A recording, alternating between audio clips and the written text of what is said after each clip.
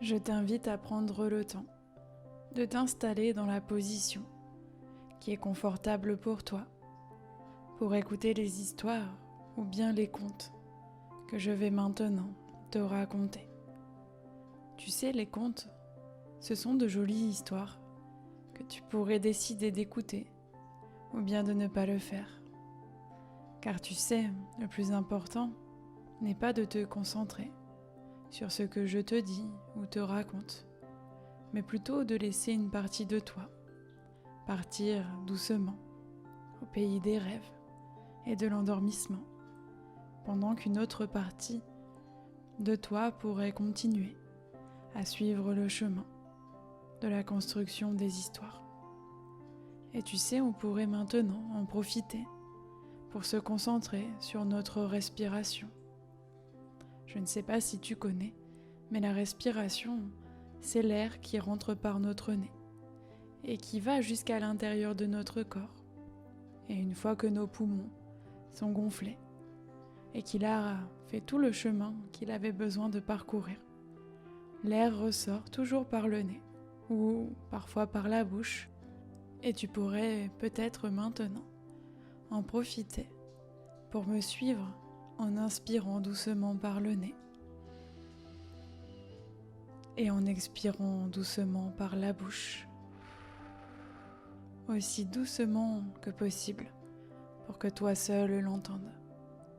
Et tu sais, maintenant que nous l'avons fait une fois ensemble, on va pouvoir le refaire autant de fois que tu le souhaites. Et tu vas pouvoir maintenant inspirer par le nez tout doucement et expirer par la bouche tout doucement également. Et tu sais, c'est exactement ça. Tout est parfait et c'est super de pouvoir se concentrer sur une partie de notre corps. Car tu sais, il arrive parfois qu'on en oublie l'origine de notre écoute et que les histoires étaient en train d'attendre d'être racontées. Et tu sais, parfois, c'est aussi juste de prendre le temps de ressentir ses mains, ses pieds, mais aussi ses jambes, sa tête et encore peut-être le cou. Tu pourrais simplement laisser tes mains, tes pieds, tes jambes, ta tête et ton cou bouger tout doucement alors que toi tu es allongé et que tu profites simplement de l'air qui rentre par ton nez et ressort par la bouche. Et tu sais, d'ailleurs, pour en revenir aux histoires, est-ce que tu t'es déjà demandé comment était construite une histoire afin qu'elle soit géniale à entendre? Alors peut-être qu'on pourrait s'imaginer ensemble quels ingrédients sont utilisés pour constituer l'histoire parfaite.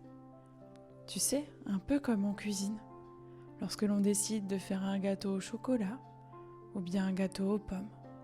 Cela dépend de nos goûts, mais qu'avant de commencer à mélanger, il était important de choisir les bons ingrédients avec la bonne quantité pour faire la recette parfaite.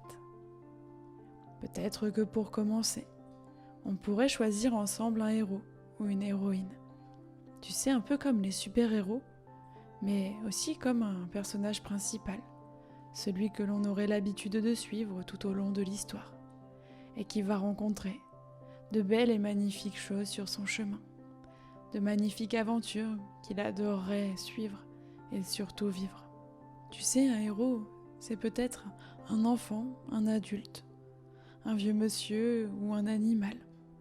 Cela, finalement, peut être tout le monde, car je ne sais pas si tu sais, mais tout le monde est un super-héros à l'intérieur de lui. Chacun a un ou plusieurs pouvoirs, des talents à l'intérieur de son cœur et de son corps qu'il peut utiliser quand il en a besoin. Et bien sûr, quand je te dis super-pouvoir, je parle par exemple d'avoir la possibilité de réaliser ses rêves, de ressentir l'amour de nos parents ou des personnes qui nous entourent, ou encore de rire, de jouer, de s'amuser et de s'endormir avec facilité. Et tu sais, peut-être que ce héros ou cette héroïne de l'histoire que tu vas bientôt entendre pourrait être toi, ou l'une des personnes que tu as l'habitude de voir ou que tu connais.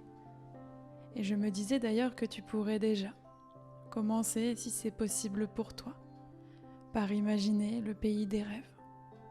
Tu sais, tu pourrais le peindre, le dessiner ou le colorier avec les couleurs que tu souhaites. Peut-être du rose, du bleu, du orange, du vert ou encore du jaune. Tu choisirais simplement les couleurs. Et les meubles que tu voudrais aussi y voir. Peut-être un lit avec une couette douillette, ou bien encore un doudou, ou quelque chose qui pourrait te permettre simplement de te sentir bien. Et tu sais, finalement, c'est toi qui vas construire avec tes envies le monde qui va te permettre, tranquillement, de t'endormir avec douceur et avec amour. Et je me disais peut-être qu'à l'intérieur de ce monde, tu pourrais y retrouver toutes les personnes que tu aimes, mais aussi tous les jouets que tu aimes. Et maintenant que tu te sens bien au milieu de cet endroit qui est le tien et qui t'appartient, j'aimerais commencer simplement par te raconter l'histoire suivante. Il était une fois une girafe du nom de Sophie. Peut-être que tu as déjà entendu cette histoire, mais rassure-toi, aujourd'hui elle sera différente. C'était il y a très longtemps, avant que tu sois né, que tes grands-parents soient nés et même avant que les grands-parents de tes grands-parents soient nés. Et à cette époque, les girafes, elles n'avaient pas un long cou comme aujourd'hui.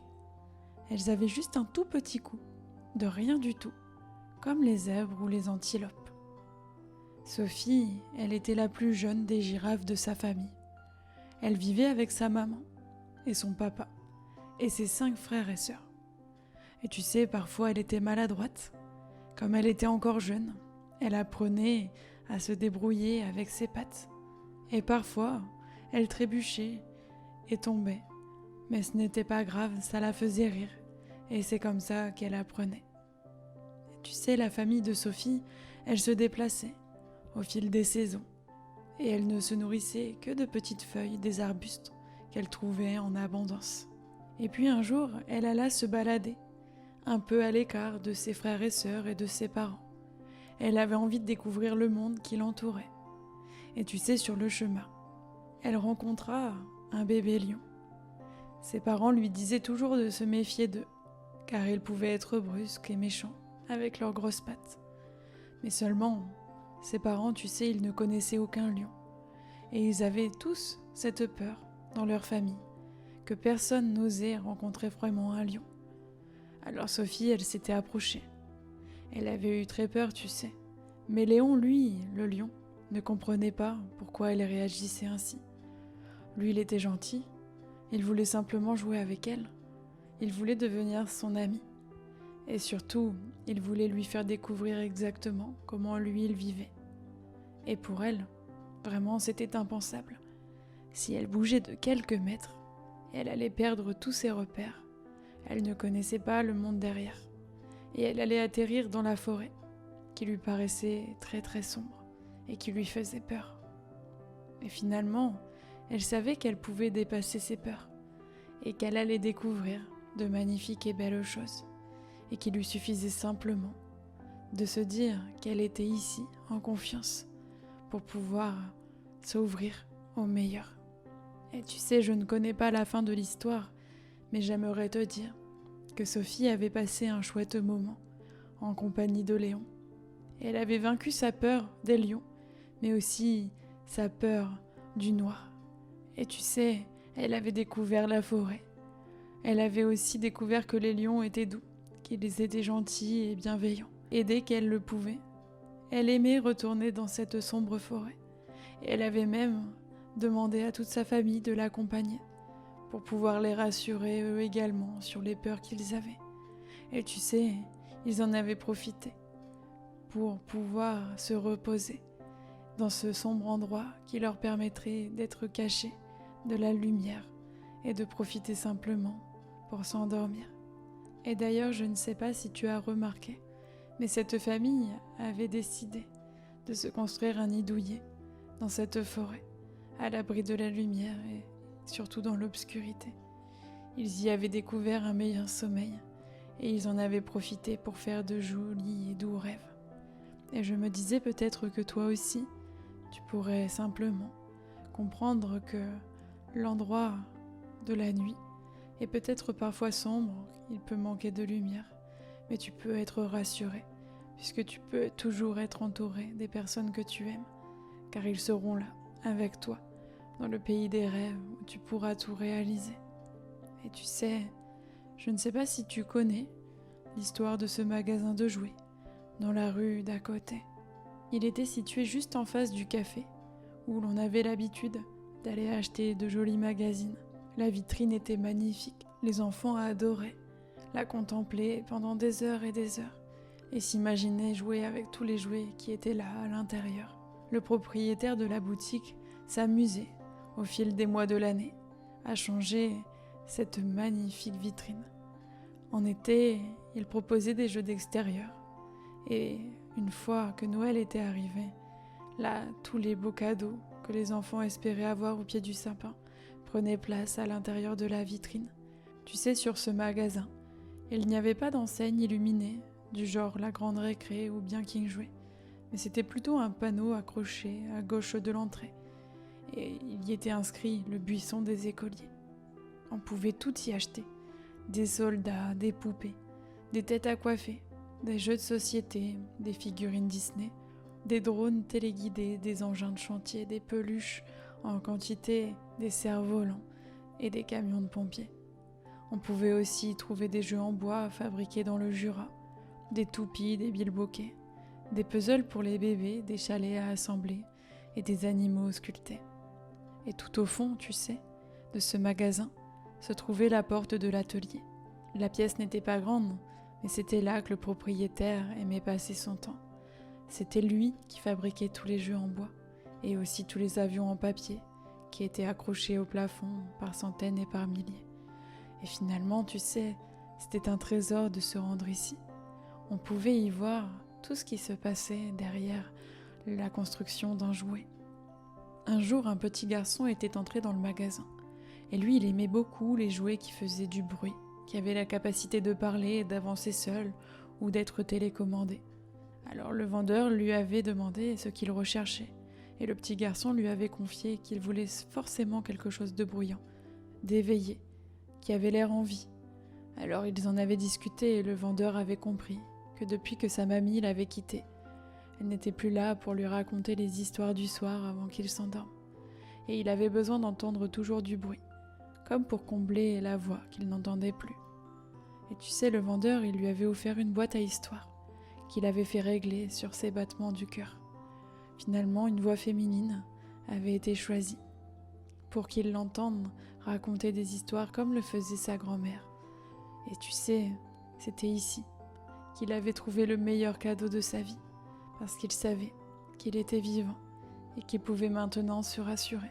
Il pouvait maintenant passer de belles et jolies nuits, car il savait que sa grand-mère était là à l'intérieur de son cœur. Et je ne sais pas si tu sais, mais la maman du petit garçon était revenue voir le vendeur pour le remercier, parce que le petit garçon passait maintenant de belles et douces nuits, remplies de jolis rêves. Maintenant que tu as entendu ces magnifiques histoires, je crois qu'il t'est maintenant possible, pour toi aussi, de rejoindre le pays des rêves, facilement et avec sérénité. Tu sais, un peu comme si tu ressentais à l'intérieur de ton cœur que le pays des rêves que tu as créé au tout début de nos histoires, il est encore là et qu'il est avec toi et que tu peux maintenant décider d'en profiter pendant toute la nuit et aussi pendant le temps nécessaire dont tu as besoin pour te reposer. Car je ne sais pas si tu sais, mais la nuit va te permettre simplement de laisser ton corps reprendre toutes les forces nécessaires dont il a besoin pour te permettre demain de passer une magnifique journée, de pouvoir profiter, de pouvoir rigoler et recevoir tout l'amour qu'il y a à recevoir autour de toi. Et tu sais, si tu n'avais pas encore fermé les yeux jusqu'ici, j'aimerais te dire que tu peux maintenant le faire et te mettre simplement dans la position que tu préfères. Et tu sais, tu vas pouvoir maintenant rejoindre le monde des jolis rêves. J'aimerais te dire que tu peux maintenant le faire et te mettre également dans la position que tu préfères pour rejoindre simplement le monde des jolis rêves. Je te souhaite une belle nuit.